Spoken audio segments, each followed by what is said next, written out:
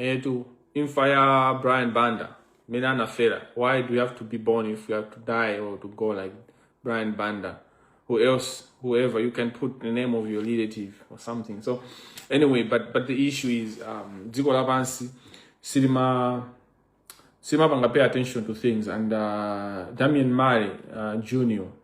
and Nas tries to remind us we need to pay attention to everything. There's meaning to most of these things, you know. Now ndapeleka summary of what we're discussing.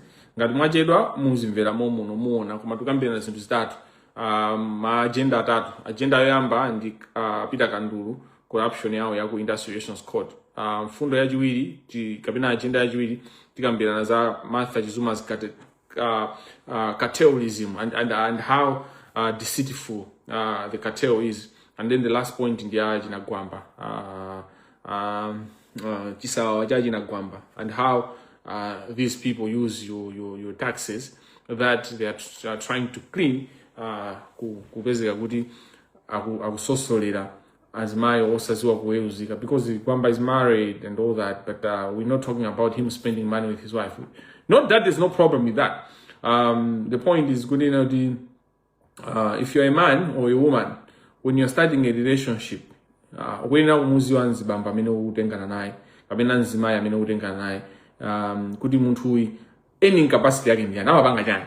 This is important as a cultural transformation. When you're asking out a woman as a man, you need to know kuti nzimayi ntsika naye amapanga eni bwanji living yake. As a woman as well, you need to know, because corruption, the majority of people that are stealing are women. I mean, are men. 90% of the time it's men. But the men are not eating that money alone. Akupanga katangari ndazi bambo ende majority 90%. But they're not spending this money alone. They're spending it with their wives. But most of the times, 70% of the time, they're spending it in their Azmai Ajigololo. They're spending it with Azmai Mahure. They're spending it with my MG, Chan, whatever you call it. It's a decorated way to describe a prostitute, actually. I say the prostitute because that's not a sex worker. A sex worker, I'm a kalapabala, kumana ndazi muna osiana siana. Nzimayi amene akupanga chibwezi ndi mamuna amene ayi wapabanja. Amene yo ndi ndani ndi prostitute. Mamuna yonso ndi prostitute. Chifukwa choti akusiya zimene ndikukhala ndikupana makhala ndi official, kuti official girlfriend wa uyu ndi uyu. Official MG1 ndi uyu. I mean MG2 ndi uyu. Official MG3, MG4. But why is this important to discuss? Because it's in the narrative, it's in the discourse of corruption, in that the money that sponsor that lifestyle, it's money that has been obtained, that has been attained or earned through corrupt ways. These are processes of a crime. So many namakambira zuo mena in the conversation ndia adaja mastin amena na join aja zuo. Process of a crime are important. We need to follow the money. Malawi and Pakuba, or people for years have been saying Malawi and Pakuba. One thing that people have failed to do is to follow the money. You need to follow the money. So in here, I've been following the money. I've been following the money. And the people, hey, you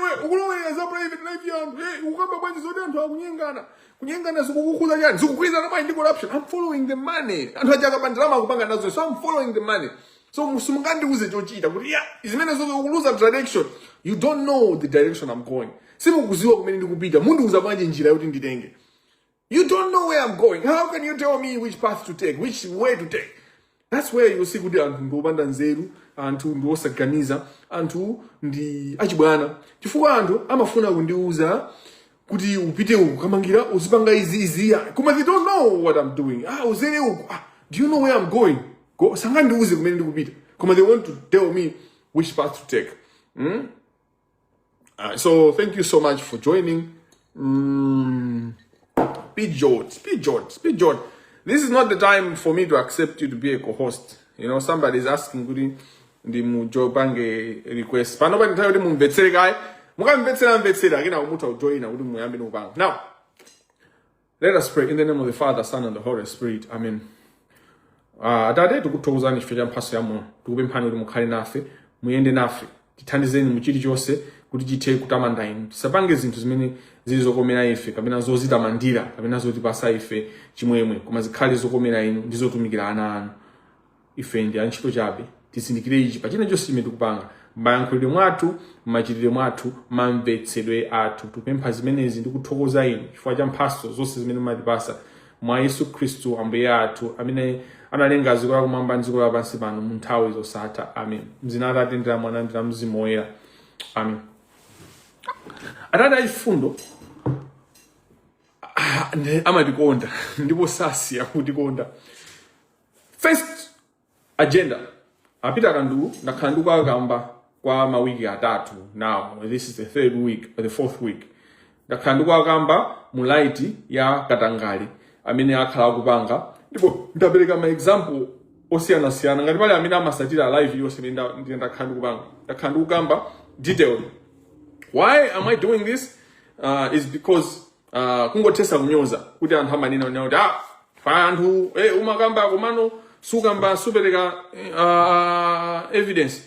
Iyi ndikuyipanga chonchi chifukwa kuti it's Katangali wawo ndikuti anali wopanda nzeru kwambiri, anali not sophisticated, so he's not smart. So Katangali wawo anali wopanda nzeru kwambiri, ndoonekera kwambiri, komanso sizofunika kuti zinthu zimene ukamba ababa zakandulu zeti mina ndikambe ani noti sono ukamba zakandulu in details anthu ena sukamba details faja. Okay, ndima akamba dziwoso nakamba the other day I spoke kuti information imene makhala nayo yambiri imachokera kwa ma whistleblowers. So ngati Vincent wandimbira phone, Bright wandimbira phone, Janet wandimbira phone ndikunduza information, there is a likelihood kuti information ija kuti ndingoyiulula kapena ndingoyikamba mwachibwana, anthu amene anyake nkhani aja akhoza kuziwa kunena kuti nkhani iyi angaziwe ndi wakuti anthu 5 awanda amene angaziwe nkhani imene ayiziwira. Komano nkhani ija mene wayikambira Kamangira muja, nkhani imene iyi mene wayikambira umboni uja mene waperekera, it's only this person that would have given this information in this way. So I have a responsibility to my whistleblowers.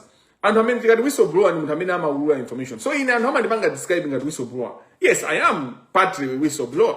Koma whistleblowing requires me to have people that also give me information. So anthu amene amandipasa information aja, I owe them a duty to protect them, to protect their identity, and to ensure kunena kuti anthu aja asindipasa information. Chifukwa ndikangowa yankhula zachibwanabwana kungonena ndikuziwa chakuti anthu aja ndiona kuti munthu uja chanjani motere. So anthu amene samandiziwa ine amene sanandipasa information, they feel like zinthu zimene kuyankhula pali kachicho kena kamene Kamangira mutu wake uli ndi chanthu amati ma GB auchepa ndi 2 GB basi akamva nkhani mamwe amafuna inene. It's because they don't know how much I know. You know, they don't know how much I know about them actually, and their relatives and their fathers and their mothers and all that.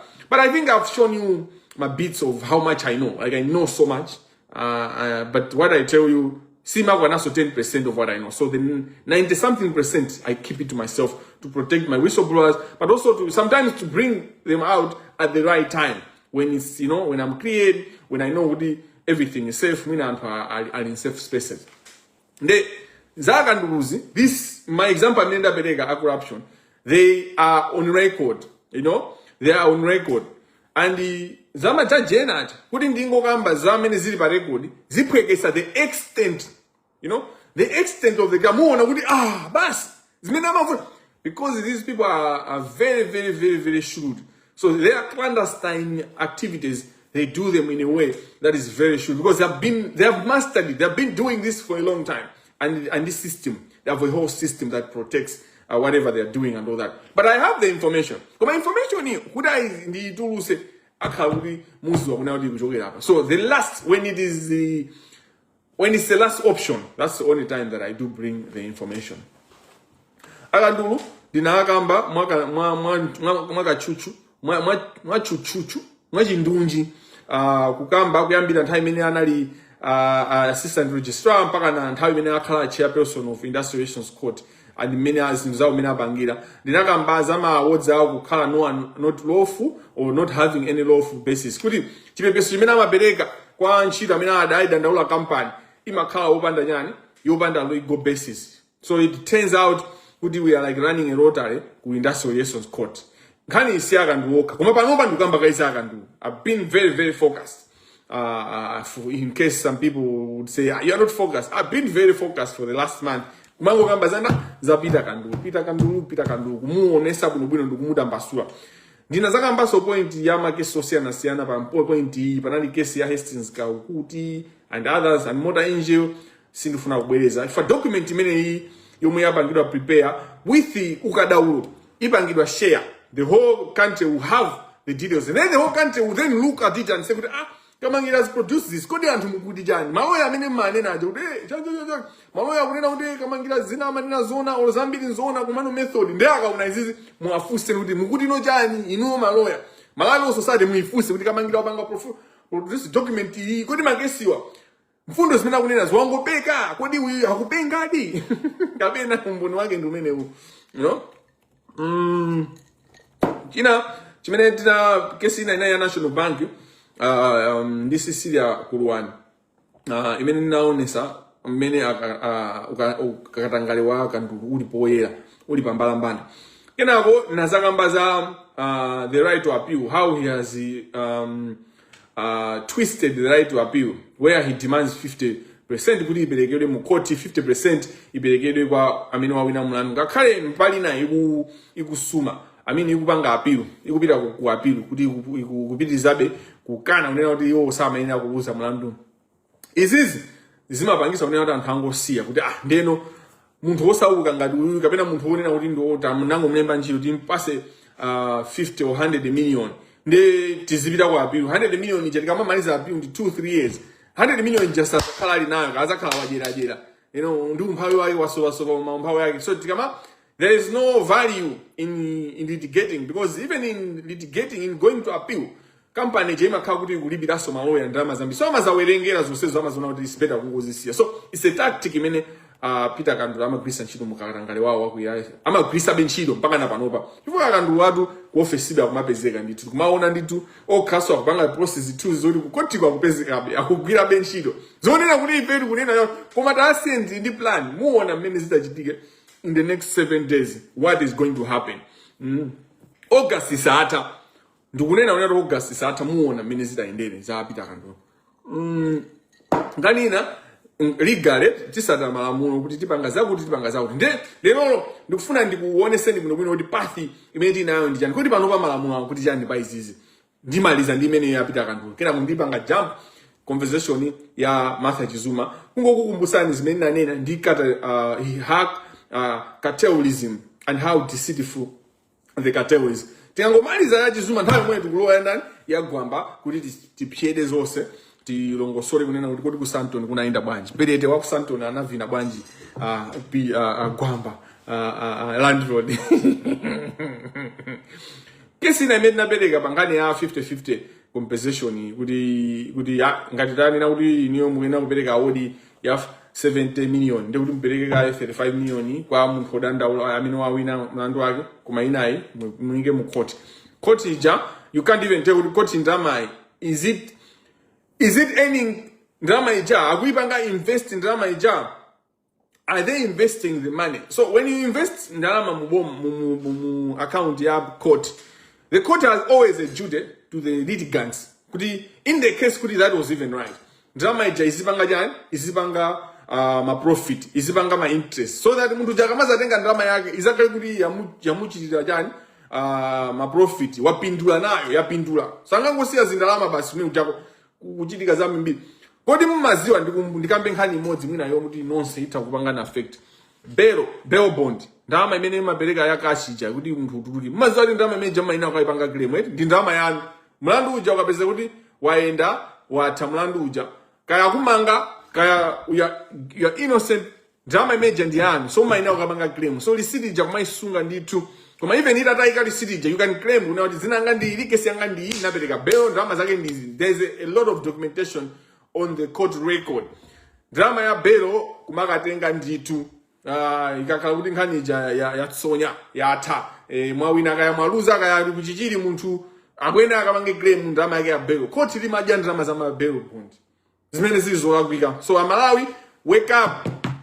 Akumanga nzosa zoka bwino kena kumene kuti mukabereka bail bondi yakashija imene jayo muzikatengako nkhani ikatha kumangani kama kupeza nosalakwa ndalama imeja ndiyanu ndithu mumakatenga. Ndiye akanduluwa amapanga zakatangale zawo kusaweruzika makesiso tinapereka ambirimbiri. Komano nimafuna kuti ndisendere pa nkhani ya akandulu pamene tinazakamba za awarding compensation without an assessment. Kuti kungonena kuti basi kungolota sumene kuti awa ndi apasa 2 million. Awa ndi apasa 1 billion. Sizimayenda choncho. Tinafotokozeraso. Komanso tinakamba za cost orders that break section 72 of the Labor Relations Act. Neti nazafotokoza section 72 kuti imati chani. Pomalizira penipeni last time neti nakamba za akandulu. Last week yomwe kainali Wednesday meneyo ndaiwala kainali Tuesday tinakamba za Vanguard overreach nazakamba za akandulu anapanga chigamulo chija Vanguard Life Assurance Limited anapita ku High Court kwa chipanga appeal kwa High Court kuja koti la muhoni linapereka chigamulo chosiyana nkhani yokuza compensation chipepeso kupitisa kwa akandulu kuti mukonze ziende chonje kupita pa akandulu anakapangaso collect akuti credit errors ndikuonjezera ndalama zikuposa so kuchuluka kwa ndalama kumene anthu achana pitisira ku High Court kuja kuti so he was rewriting his own judgment, you know, ndikupezeka kuti akususana ndi zimene High Court yalemba. It was like he's acting contrary to the High Court. Zoonekera kuti zakatangale izizi sizonso za incompetence, is beyond incompetence. Kuti olana nto kuti munthu ndi opanda nzeru, olana kuti munthu saziwa malamulo izizi ndi ufiti wapadera umene umabwera pokapoka ngati munthu ali wakatangale kuti katangale uja wamumva kukoma wagomedwa ndi katangale kuyiwaso ma senses kuyiwa kupanga zinthu mmene zimayina kukhalira kuti sakuzamba itsaso ukatangale uja sakuzamba isaso. Nde panopa nimafuna ndibwese question lero nkhani ya Peter Kandulu amene ali his honor Reverend Peter Kandulu. Tikufuna tikambe question of accountability, which is at the end of the day tikayankhula tikakamba china chilichonse kuti tizabweza njani kwa Kamangila family. Kaya pemphero basi tipempherereni mukazachita bwino muzaona kuti muzapanga bwanji mukazakhala ni kanthu komano pemphero mulinawo simukusoweka kuti mudikire menyani pemphero ndipempherereni pemphereraninso mai yanga pemphererani family yanga, you know, family yanga achikondi yanga, you know, owakonda pemphererani ndithu osatopa. Then kufuna ndikambe za accountability and ndifotokoza many manenera nthawi zonse kunena kuti nkhani zimene zokhuza the High Court and zokhuza the judges, it involves the Industrial Relations Court, and these people communicate to us in English, so we need to speak to them in English as well so that they can quickly understand us. Sasa zanene kuna kuti sana amve chifoti mayankhula chichewa kamene timayankhula chitumbuka kamene timayankhula chiyawo tiyayankhulira chizungu ndi tiyankhula chizungu ndipanga za changu ndithu kuti tisataye nthawi tikambeso za ndani za mwachangu mwa Matthew kena kuti tisindike tipshede ndi Gwamba kuti Gwambaye kuti izi kumayenda bwanji anakondoweza bwanji kutiko ujeni kuti pali wale pakati pa kukondoweza ndi kondole kondole kuti mati kondole nsima ya kondole ngati bubblegum kumene kunali kudya nsima ya kondowe ku Santoni pamba koma tiki nzake kaika nyimbo sana wambe ya Gwambaye nzake kaika nyimbo muzi wa ini nimakonda music. I love music. Maga gospel music nimaikonda kwambiri. Now we are now in court na mazani na udi mpaka na suit. I'm a lawyer guy and I respect the court, so I'm addressing the court now. I'm now in this document, in this question that I'm asking the nation, I'm bringing in the question of accountability. Discipline under the Judicial Service Accountability, the Judicial Service Administration Act. Until recently, I haven't done a document like this, but this paper is so important because it describes a pattern and leave leave it there. The idea is that the machinery for holding a judicial officer to account has been thin, you know, has not been concrete, and the public had few avenues to pursue a complaint. That has changed, and I repeat, that has changed. On 24th December 2024, Parliament passed the Judicial Service Administration Act 2024. Kodi mukudziwa inu that on 20th December 2024, Parliament passed the Judicial Service Administration Act of 2024. Of course, the judiciary doesn't want you to know. Parliament doesn't want you to know. Malawi Law Society is not even communicating to the masses or educating the masses, bring awareness on this law. There's a new law that gives a high latitude and the options to hold judicial officers accountable. So I'm here to educate you. I'm here to share with you. And this document clarifies that the Judicial Service Administration Act brings a paradigm shift. A paradigm shift in what way? That as citizens, we then now can be claiming to say the court belongs to the people. It belongs to us, using the Judicial Service Administration Act 2024, where a judicial officer has committed serious breaches of their conduct in terms of administration of justice. We have a number of ways that we can hold them accountable. So this JSAA, let's just call it JSAA, the Judicial Service Administration Act of 2024, repeals and replaces the old legislation which we used to call the Judicature Administration Act, and it builds for the first time a clear framework for the discipline and removal of those who serve in judicial service. Who are the people who serve in judicial service? Judges, magistrates, these people, even the clerks as well, I guess. The law is new, as I indicated.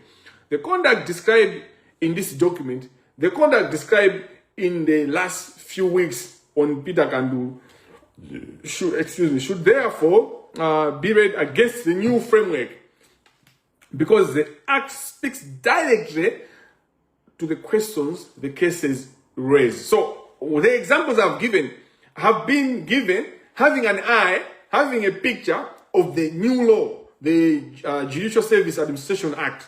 You know, the new law does open us, does open our mind, but also it opens a number of doors and windows within which, as citizens, as users of the court, as citizens of Malawi, can say, I think that is not going on well. Can you hold this judicial office accountable? Can you do? We have room. We have much latitude, as I indicated earlier on.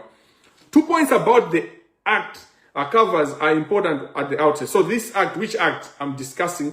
The Judicial Service Administration Act of 2024. First, an assistant registrar and a deputy chairperson of the Industrial Relations Court are persons employed in the judicial service. Okay? They are not judges. Hello? That distinction matters because the Constitution gives judges special protection from removal, while the Act sets a lower and more direct threshold for everyone else. The second, the office says his owner can be held, and I should say there, his owner, reverend, because he's a reverend, his owner, reverend, can do the anointing. I do not touch the anointing. The anointed, okay. The office is his owner, reverend, can do held for squarely on the everyone else side of that line. So the provisions discussed below apply to him directly. The central provision is section 26 of the Act, which allows the Commission to remove from office any person employed in the judicial service other than a judge on stated grounds. Two of these grounds are worth setting out in full.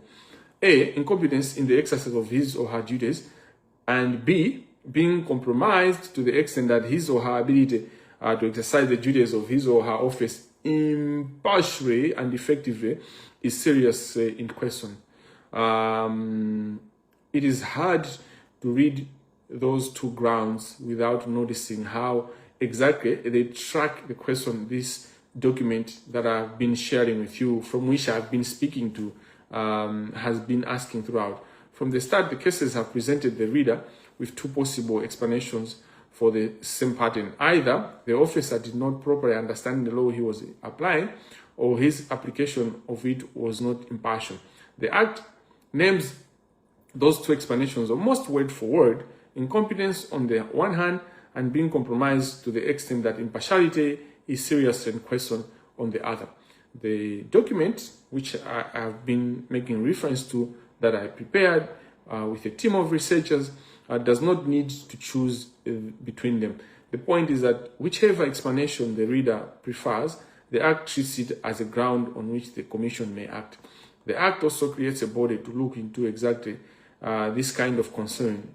Section 27 of the Judicial Service Administration Act of 2024 establishes the Independent Complaints Commission of the Judiciary, and Section 28 gives it the function of receiving and investigating complaints from the public or any authority against any person employed in the judicial service. Section 29 arms it with legal investigative powers and allows it, on its findings, to recommend that an officer be disciplined, suspended, or removed. Importantly, Section 30 requires the Independent Complaints Commission to act independently of both the Judicial Service and the Judicial Service Commission, and forbids any organ of the state from interfering with it. In other words, Parliament has built a route that does not depend on the goodwill of the very institution complained about. Discipline under the Act is not limited to the blunt instrument of removal. Section 25 sets out a graduated list of sanctions: a written warning, a suspension, demotion, removal, or any other appropriate sanction, so that the response can be matched to the seriousness of what an investigation finds. This matters when it comes to fairness. Nothing in this paper has been tested or document has been tested through the disciplinary process, and an officer is entitled to be heard before any finding is made against them. The existence of a lesser sanctions means that raising these concerns is not the same as demanding a dismissal. It is asking that the proper body look at the record and decide what, if anything, it warrants. So I'm just trying to sound fair, but I know what should happen, and we know what should happen. He needs to be removed like yesterday. Now, in conclusion, what I'm saying in this document, in this paper, is that on its own, a single ruling might be no more than a mistake or a gap in a judicial officer's knowledge of one area of law. But that generous reading gets harder to hold the longer the list grows. The awards in Kaukuti and Kuluwani followed no clear method and ran to many times the lawful figure. The Standard Bank assessment, which I have been speaking to, did the same on an even larger scale.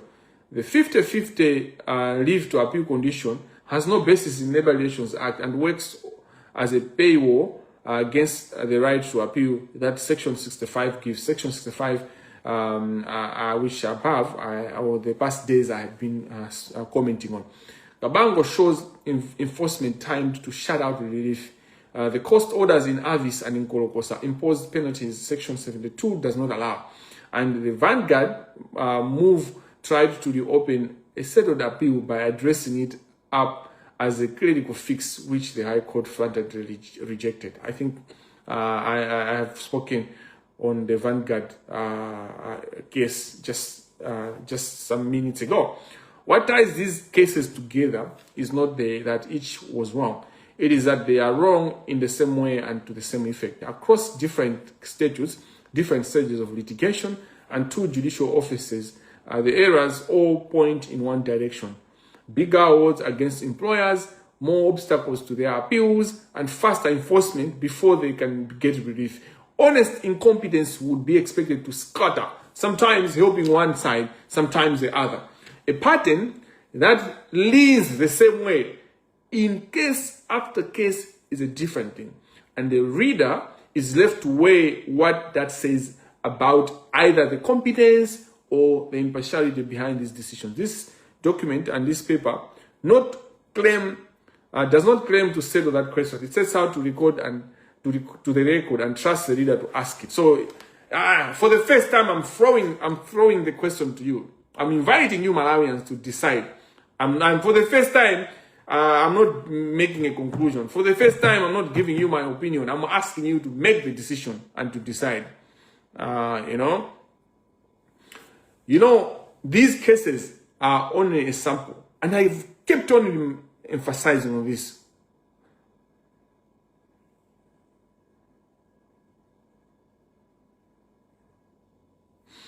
These cases are only a sample, chosen because their records are clear and higher courts have already exposed the problems in them, in writing. Other cases show the same features, and on paper cannot deal with them all. The paper is wider and deeper than this, rather the pattern, the problem, the challenge, the inconsistencies, the incompetence, the corruption is wider and deeper than this paper and this document, than I can even describe, than Kamangila can describe, and capture.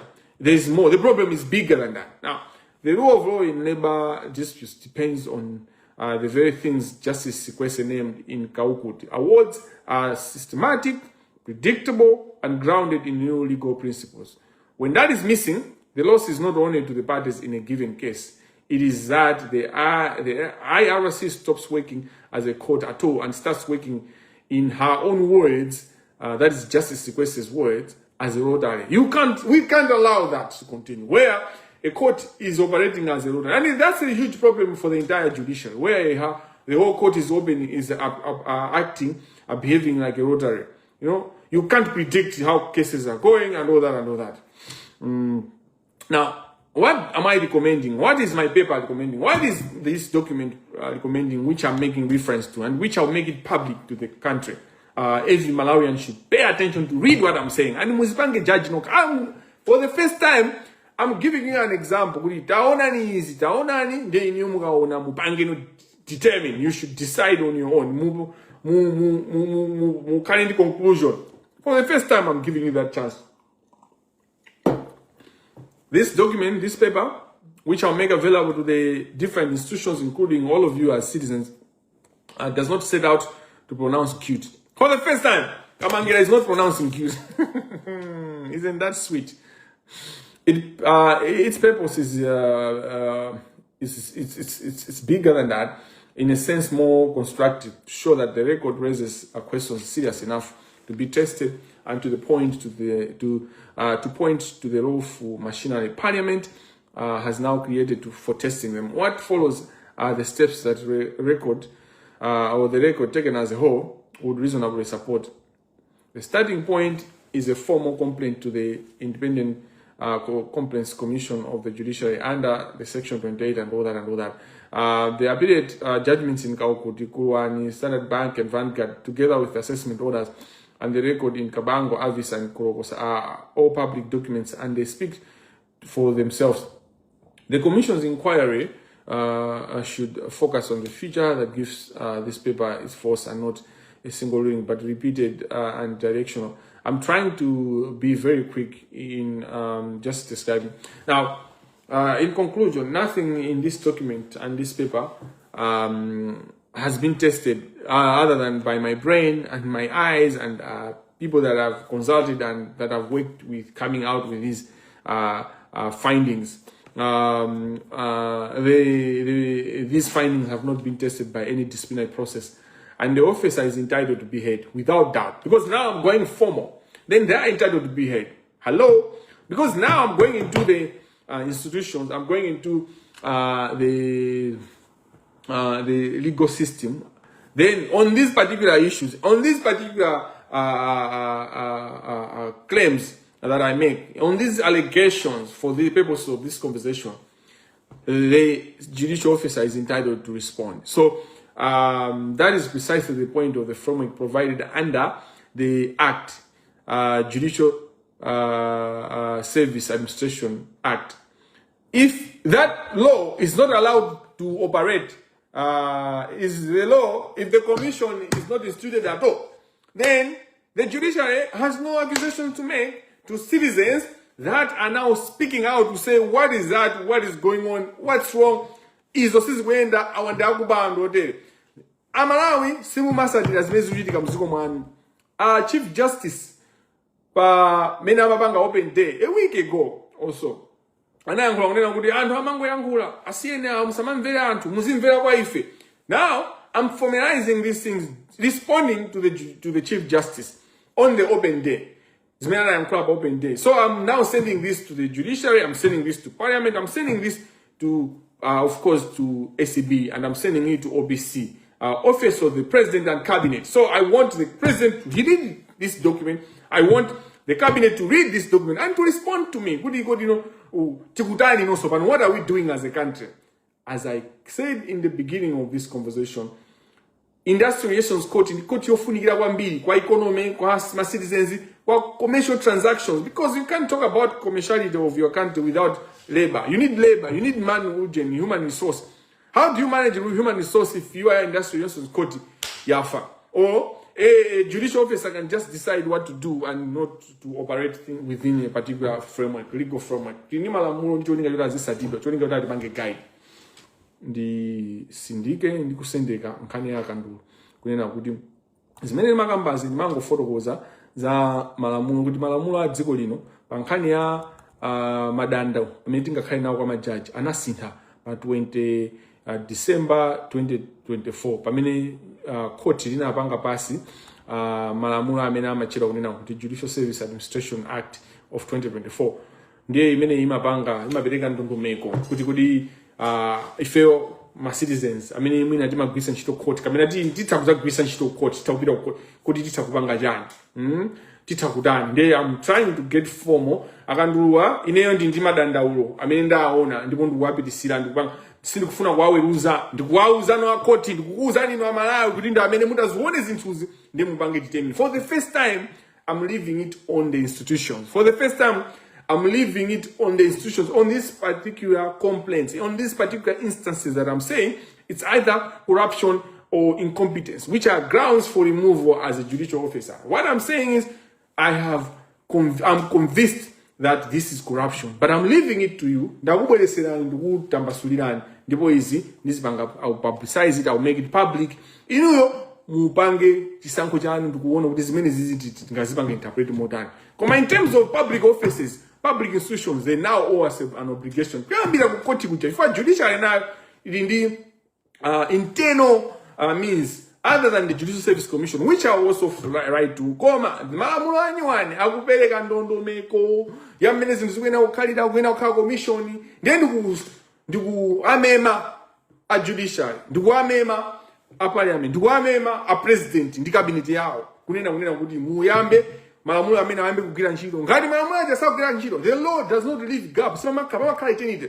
So malamulo amene alipo panopa, if the new rules are not operational, the old rules become operational. Pamene malamulo akale anyuani sana ayambe kugwiridwa ntchito, malamulo akale ajama tani kodi amakhala kutakataka munthu ngati sana ayambe zanyuani zasopanozi ndiye kuti zakale zimakhala kuti zikugwirabe. Ndiye ife zili kwa ife kutenga wine kapena kuti wine wanyu wakale kumwika mu matumba asopano, kapena kutenga matumba akale ndikuyika mu wine wakale kale.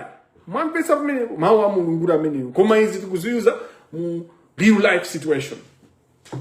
Akandulunda amenewo sititopa nawo, amenewo sitasiya.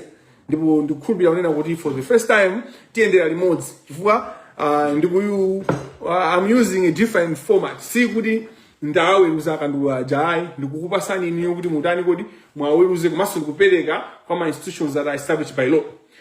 Nkhani ya Martha Chizuma sinditalikisa ifa nthawi yandithera komanso pali zambiri ndiye yankhula in 2 minutes. Ndinapereka mtundu wa Malawi umboni onena kuti Martha Chizuma kuti anali wotani. Anali wotani, amapanga chani, ndipo anali ndithu now pereka umboni unati anali party of the cartel. She was cartelized along the way, and whatever basis she had, but she became part of the cartel. Mpaka na zune sata anamugulira chani ma flat, anamugulira ndithu manyumba ndithu ophatikizana, okongola kwambiri mu capital city ya Zambia, mu Lusaka. Ndipo napereka description ndikunena malo kuti mpakuti pakuti pa Queensland malo otere. Izizi ndinapereka ku mtundu wa Malawi, ndipo namema adindo kuti afufuze. Ndimaziwa kuti adindo safufuze ifa adindo akuziziwa kale. Komano ndimayembekezera kuti Malawi muyamba kuzuka kuti kodi Kamangila nani chakuti ndikufufuza so pano ndikupanga confirm. Ndinapanga press briefing. Do you know I did a press briefing? Naita atulankhani osiyana siyana ndipo record ilipo. There's a record. Atulankhani janena ati afufuza. Anyway, anapeza kuti zimene mane zanzona anasizeka. Ndemo afuse matulankhani anunena kuti kodi press briefing imene anapangisa Kamangila. And press briefing imene iyi ndinkafuna kupanga ndi chani ndi Zodiac. Koma Zodiac Now also amene ajao, they are part of the cartel. And I'm saying this without fear of anyone. They are caught up in the cartel. And this was a platform that I paid for, or rather, we had agreed that I was going to pay for. So when you are, if there's an institution that provides for a service, is when I put the end joint, they owe you all of contract yasainidwa. Kuti banga joint. Komazo ya kanapukanya zimenezo. Sina limbani na kwambiri chifacho nina zone na kunena kuti there were more bigger battles that I have. Koma it's very disappointing with institutions like Zodiac. And this I'm saying without fear also. And if they want to challenge me, if Zodiac wants to challenge me, let's get it. Let's get down. Let's get down. These people had no reason usogoneza press briefing yanga. Koma in the end inabanga press briefing and after some days, I think 3-4 days. Zodiac journalists here waiting. Kuti nthawi yakwana Zodiac siza pezeka. When we had agreed, we had contact, there's the correspondence, there are emails, there's a quotation, and actually I have an instruction that I had instructed the bank to send the money to them, but then when they did not show up, then I cancelled the transaction. Now, Martha Zuma, ndi munthu amene ku Malawi mumamutenga kunena kuti uyu ndi munthu aikaya amene anamenyera ufulu wakatangala amene anaoneka ndipo anthu amafuna kumupha kuna kumumanga kuna but amene yoyo amene anapezeka sukuli, so he's part of the cartel. This, what does this mean? I'm not saying this. If I come on and ndikufuna kuzimisa muni wa Martha Zuma. Kamangila ngonena winali yesa. I want to tell you how complicated these people are. I want to tell you, kwani mukuziwa chifukwa chimene Zamba is not in Malawi. How did Zamba leave Malawi? You think I don't know? Mukuona ngati sindi kuziwa kuti Zamba, mukuziwa kuti Zamba, how connected she is with Bagiri Munuzi. Mukuziwa how Zamba is connected to ndinene kodi. Hayi usanene pale anthu. Ndinene kodi. Hayi usanene. Nizane na ulendo wina. Ningopanga live ya Zamba. Who protects Zamba in this government? What the government I mean anantusisa Zamba kuti atukuke ku border. Zamba alipotani akupanga jani. Kodi who is managing zinthu za Zamba ku Malawi kunoko? Ndikuuza ni ma prophet onse. Ndipo zithu zindi nazo ma movements onse. Zamba anavulala. Mumaziwa kuti Zamba anavulala mwendo. Mwendo ujamukona ngana anavulala chifukwa jani. Mission manager escaping the police. Zimaya anachoka mpaka na mwendo. Zamba yakuziwa kuti ndikuziwa. She knows that I know. Because there's nothing that when I want to know something that can escape my eyes, that can escape my ears, that can escape me, that can escape my feeling, my skin. My skin can smell corruption, can sense, my skin can sense, crime, Iwe kungoya nkula nayi kungokuona chonchi ndimangona kuti Ambroso Fiore. Cartelism of Martha Zuma. Martha became part of the cartel. Ndifake mukaona ulamuliro wa Martha kunali there's too much talking, nothing on the ground. That was not only because kanzeru kuti kanzeru kanali nzeru zinazopelewera kuti ananditi nzeru tochepa. There's more to that. And in nkhani ya cartelism ya Martha ndinakamba history kuti anali kuzuzu kumene kuja kunali amadise makamaka kunali chikopa. Love Mochikopa. I mean, I was Martha Zuma and Love Mochikopa. I'm a Grizan. So they got to Malawi. It's so sophisticated and so connected. Come in, I'm more sophisticated than them. And you are more sophisticated and powerful. Because when you stand on truth, you're more powerful than all these people. So, corruption yako Malawi singati. Pali bejo sa tamweni. Is it a moyo? Is it a nshito? Ndika teo ya tani. Ababa ujeni ba sokonea pa TikTok. Yeah. So ngaduma tamoyo katero also dimaliza. And kuimaliza kwake ndikumene kuko. Mwina antsuma mvetsa. Ndipamene ndikudumba kwa Martha Zuma ndikubwera ku nkhani ya awawa madolo awawa aujeni Gwamba landlord Gwamba. And ndifuna ndinene example inake imene ndimayankhula ndanzanga inake amanduza kuti anakumana and you should see how important my work is and how speaking about this, because Andrena Samamvetsa I can say so many things, but Andrena they'll say umango yangula ndezi kusintha jani. So let me tell you one example. Andrena ake amanduza kunena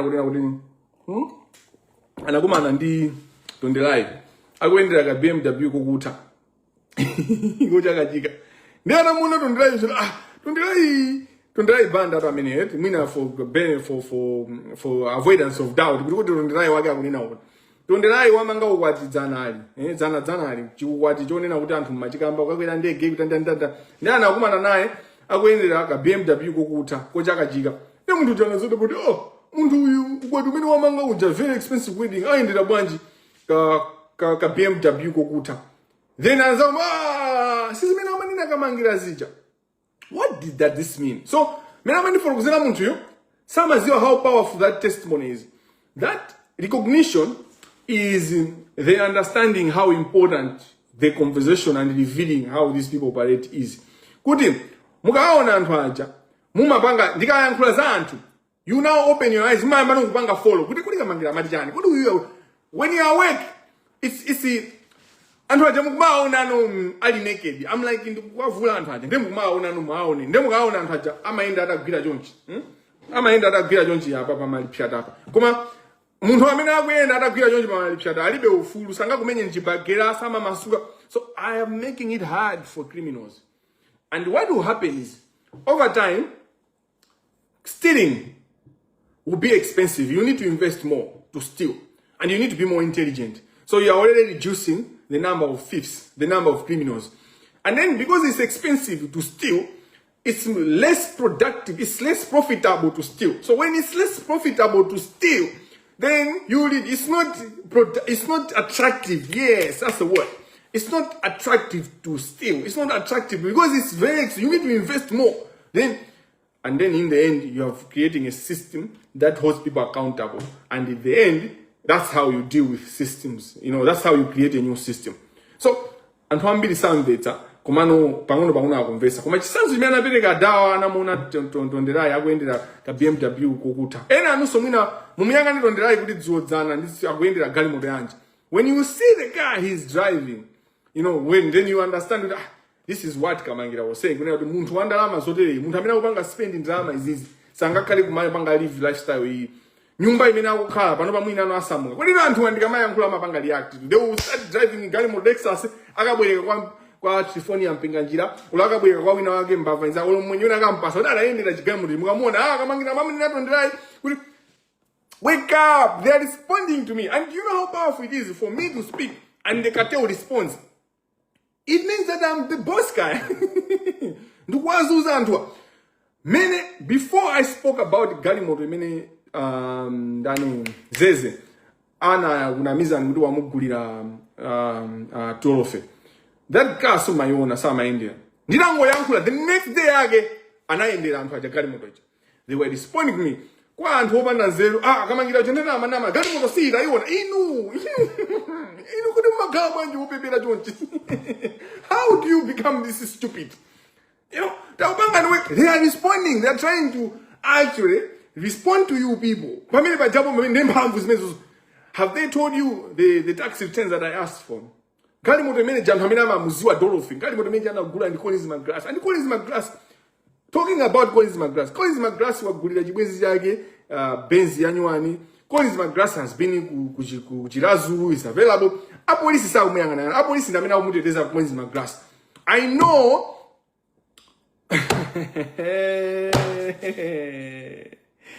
Woo! Let me tell you one thing about Collins McGrath chimene lilede kuti ndikuuzeni. Mungu konzekera, Mungu ziwa musungeji. Tokotembo nsirikali kulilongwe. Nda amene anaenda ndi Collins McGrath kupita ku National Bank kukatenga mabilioni a Malis Hotel. Tokotembo oyo ndi munthu onena unena kuti mumuone, ndi munthu onena kuti alibe kanthu. Anagwirisira ntchito anatayidwa, he was just used. If the police are serious, amange Tokotembo nsirikali. Amange, he will tell you what happened. I am sure wala hapa before you know anangogwirisira ntchito, he does nothing. Alibe kena kali kose. Kuta ndikuze sisi kugwira them. Criminals are selfish people. Ndi anthu ozikonda. Criminals are selfish people. They amapondana ukaoka ndipo sasa malana. Ndi criminal amene amakhala sophisticated criminals like Azule Sata, criminals amene ali ngati Faizo Abu, criminals amene they respect and they give money proper money and amasamala anthu amene akuba nawo. Koma ma criminals ngati achina Collins Magrasa ndi agaluka alaba nano athana nano. Ma criminal ngati mwana wa president wa State House ndi munthu onena kuti ndi galuka ndi takes advantage and he force you out of the bus. Ma criminals ngati achina Frank Mbeta ndi anthu onena kuti alibe nano ntchito. They don't have a systematic way of ensuring kuti anthu ngati achina ndichule onse achina ndimukwaziwa. Ena amene amakhala ndi care amakhala kuti they are kinda komano munthu onena kunena they are kinda in that world koma munthu onena kuti akubera Malawi that person ine ndilibe naye patience and ndilibe naye chikondi china chilichonse.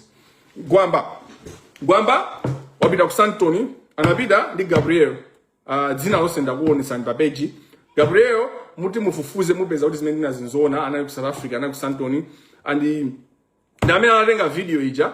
Gabriel ndamene anatenga video ndamene anajambula ndipo ndikuika pa status. So chimene anthu amafunsa ndichonera kuti video Kamangila waitenga kuti anthu onse watu ndili nawo pachani ndili ali pa surveillance yangu anthu onse amene ndili nawo interest khani kuda kuberani inu Malawi I survey them, I'm following them. So the moment the thing was on status, my people downloaded and sent me. So nthawi omweyo nacho chinthu chandeni machigenza kuti chinthu nditani nacho ine ndinaganizira kuchilingalira sinafuna kuchipanga post nthawi ndeni naganiza kuti nditani koma I needed also to find more information. So I needed to find kuti who is the lady that posted here.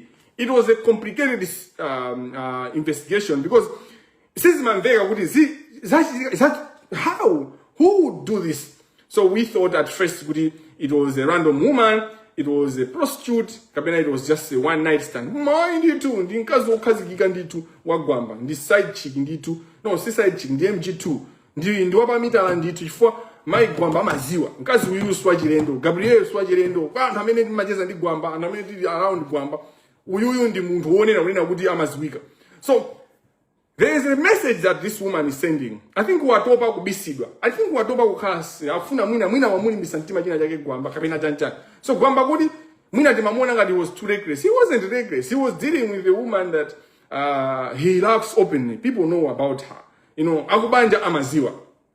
You know, komano chimene ineyo china interest yanga ndikubwereza. Drama zimene zimadyedwa kumene koko, drama zimene amadya anthu ndi zimene agwambaja amazibweresa ku feel the stadium concert imene amakhanga kuti abanga kuzera ma ticket sales kuma ayi ndithu ndalama za andale omwe akuberaniwa ndi ndalama za ma profit omwe akuberaniwa ndi ndalama za Tom Mpinganjira zimene akutsuka kugwisa ntchito ma show even za nkhani ya Mebo Nkhonje Mebo amapanga chani ku Netherlands ma news mukaona amangonena kuti Mebo munthu wa ku Netherlands anali former princess wa Miss Malawi chanjanjanja sakina ntchito yonse. So they are just washing. They are washing machine. Kapati kaja my vintage. They are trying to wash money. They just maybe now when you look at birthday party made 20 million. Imatan 120 million. Ya sataniki. The best they spent on that party the 20 million. The best it. Where was 120 million was? So why would somebody claim to have money? Because there are people that want to put money in her life and she has to live a certain lifestyle. Imene ingaonese anthu kunena kuti munthu ndi wandalama kuti asamafuse mafuso anthu ndalama zijezika kuti zilina. So this is a simple crime scene. This is a simple criminality. Yodi ikuchita kuti pali is not sophisticated. You know, si songa sophisticated kuti tichire kuvutika kuti zili clear. Achina Mebo ajana ndopanda ndalama. Ndi anthu onena kuti ku Netherlands kuti muafufuzira amakhala nyumba ya boma likuasamala ifandi anthu kuti alibe kanthu. Now a country like Netherlands it cannot support someone without investigating. Amafufuza anthu aja suti andi ndalama za nsedi zina zake. So amufufuza ndikumpasa nyumba kuzoti income yake ndi chani sindinena kuti amapanga chani koma anthu akuziwa kuti iye ndi escort akutero anthu koma ine sindinena zimene zozo. So you as a Malawi you leave everything and put your eyes on an escort. You know how stupid this is. And now, the mkazi wae watadigira. Tadigira mafuza mtalika. It becomes a guest to a birthday party of an escort. What does that tell you about the nation? This is pusa wambili. This is a person that is using government resources. They are using your tax for tadigira mafuza Banda to move an inch. To move from State House kupita ku hotel kumene ujao. anaenda ndi galimoto ya boma, fuel wa boma, security ya boma, a police ya boma. To what? To a party of a prostitute? Are you serious? As poor as your countries? Kusauka kumene muli, kusauka mene muli. You are laughing, you are smiling. Basi, ineyo, pate ya maujeni, Kamangila ona kuti atani, Kamangila ndi atani, anthu andalama kuti they are using your taxes. Ndi chuma chanu chimenecho. And you are there celebrating people, kuyandira manja anthu, amene akukuberani, people that are abusing you, and they are laughing in your faces. What I hate more, I hate any crime, but I hate stupid criminals. I hate stupid criminals. Chifukwa, they are stealing from you. Ndiye akubwera ndi uchitsiru wawo ndikumapanga mabate in your presence, atavala masuti, atavala mask, atavala madress tovula so toonesa patinas, ndikumaku in your faces, in the faces of Lilongwe. Town ya Lilongwe, Jade. What I hate, which makes me angry. Town ya Lilongwe, every sector. Ukangochoka mu city center muja. Ukangoyangana uku. Upeza anthu amene akugona manyumba opanda magesi. Ukangoti kuti ukafika ukamachoka ku 49 udusa pa Ntandire. Do you know how poor people are in Ntandire? Anthu onena kuti akugona manyumba opanda magesi. If you work ku 25 kuja kuli umphawi wotheratu koma kumachoka anthu. When you look around Lilongwe, poverty surrounds you. You know, you smell poverty when you're in Lilongwe. The dust, kuni dust jamuona ngaja fumbi kulilongwe kwa fumbi. Poverty, that's poverty. For God's sake, imagine the poverty. When you see kuti fumbi kulilongwe kwa fumbi, kulilongwe si wa fumbi kulilongwe ni kwa mhawi. And I laugh when people say kulilongwe kwa ndalama, kulilongwe kwa chancha, kulilongwe kume ndalama zake ziti kulifumbi you. The first chizingiro mozi choonena kunena kuti kuli ndalama kumalo. It's the quality of life. How can you have quality of life when you can't even breathe fresh air? What is it now? Zima so over TikTok. How can you have a quality life when you can't even have fresh air? When you can't even breathe fresh air? Kwa matope kapena kwa fumbi. Ndalama zake ziti. So my point is, you have poverty all around, and you are allowing these people to steal your money. Ndikumazipanga kumazionesa pamaso panu ndalama ziti. Anakubeyani nuwe. Tadikira mapanga jani kodi. Ineyo, I'm just so angry at the stupidity of the citizens in Malawi. And kusegele APM wa kusegele azinzauti tsilu. That's my problem now. Kuna APM why does Tadigira use government resources? Kumabida kumapati. Tadigira nowadays is at every party. Every party. Wina usibu sendo kumomo Tadigira kumegu. Ndi police escort. Ndi NIS, National Intelligence Service. Like what the hell? What are you talking about? This is the public funds. Is it in the Ramazanu? No one is accountable. No one wants to be accountable. You know, poverty around us. Kuliongo bezana usasamba ana mamina mbwembwe zimene zijasizima kusizisa ni tupi basi nyo mukakwira academy okanuka jamango ngati you have made it in life. Ineyo tamusi Kamangila ndi wasanje ife kumalawi ndi mundu sunganjo yechuma mundu amene uli nzimu. If you have a spirit, you can't enjoy wealth. Even udabanga wealth jabuno ndifare Zombe Patre Napoleon Zombe. I understand his anger, I understand his frustration because because you can't enjoy wealth in a poor country. You can't unless your heart is not in good line. Kabena ngaduli chigawenga. That's when you actually advocate kuti kabena uma isesa unauti antwaja kalibo sauka. I have, a lot of people will call me, hey, once a day, he waited.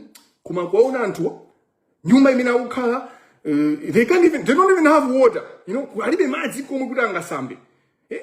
They're talking about me. In their entire life, they will never have the opportunities that I have in life. The opportunities that I have in life is massive. I look at myself, I thank God for the opportunity. It's not my making. But it's not enough for me to be in situation. It's not enough. I want every child in Namikango, Zomba, to have the opportunities that I've had. I want every child, kwantali manja kumangoji, kumene inaenda kulira, didi mwana kumangoji kwantali manja, akhali ndo opportunity imene inaenda kana. I want every child in Zomba, Kobe Barracks, kumene inaenda sewera didi mwana, akhali ndo opportunity inaenda kana. I want every child, kwa Mbalugu, kumene inaenda punzira school ineyo ku secondary, ku St. Paul's, akhali ndo opportunity imene inaenda ineyo. I want every child in Ulongwe, kumenda banga primary school name. Every child should have the opportunity imenda kana. Zikhale kwa iyeyo osaipanga use opportunity. That's what I want, and that's what my pain is. I want every child to have a chance to make it in life and to do well in life. That's what I want. Is that too much to us? Is that what every citizen? You know how many mazina kuti no anzeru, kandi no professor, kandi no anzeru zachibadwa jabe, kandi no mfumu.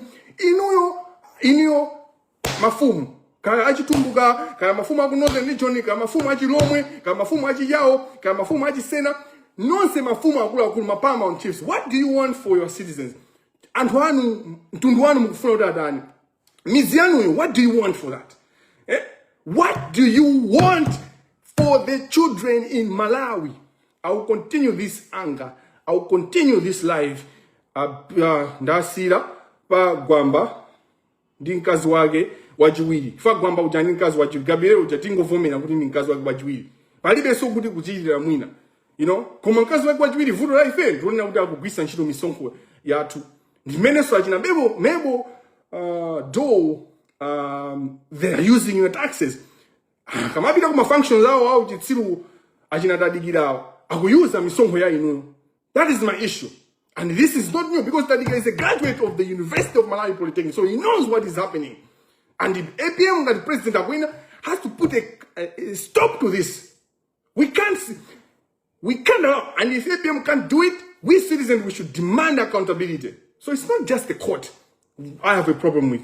It is the executive I have a problem. The cabinet, yeah, this siru. Cabinet, yo mango, tola, zayu wango, poverty ni long. Why do we have Capitol Hill? What Capitol Hill is a contradiction of the poverty in Malawi. It's a contradiction of Malawi. Why do we allow this contradiction and normalize the normalization of abnormalities? Have a bad night. I don't wish you a good night. All Malawians, have a bad night. I pray that you have a good night. But I hope you have a bad night.